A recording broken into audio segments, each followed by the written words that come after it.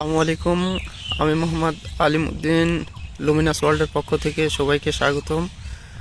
আজ আসছি দুর্গাপুর উপজেলা রাজশাহী উজালকলসি গ্রামে সেই আব্দুল সালামের পেঁয়াজের বীজ উৎপাদনকারী জমি কদমের জমিতে। দেখুন, এর আগের ভিডিওতে আপনাদের দেখাইছি এই জমিতে কি অবস্থা ছিল ফসলের। মিরাকেল গ্রোথ প্রয়োগ করেছিল এবং সেই ভিডিওতে বলেছিলাম যে আপনাদের পার্থক্যটা দেখাবো মিরাকেল গ্রোথ প্রয়োগ করে কি পরিমাণ রেজাল্ট পাইছে। দেখুন, এর পাশাপাশি জমি, এই দেখুন আরেকটা জমি। এই জমি মালিক কিন্তু অন্য বিভিন্ন কোম্পানির রিটেইলার, বিভিন্ন মেডিসিন বিক্রি করে থাকে।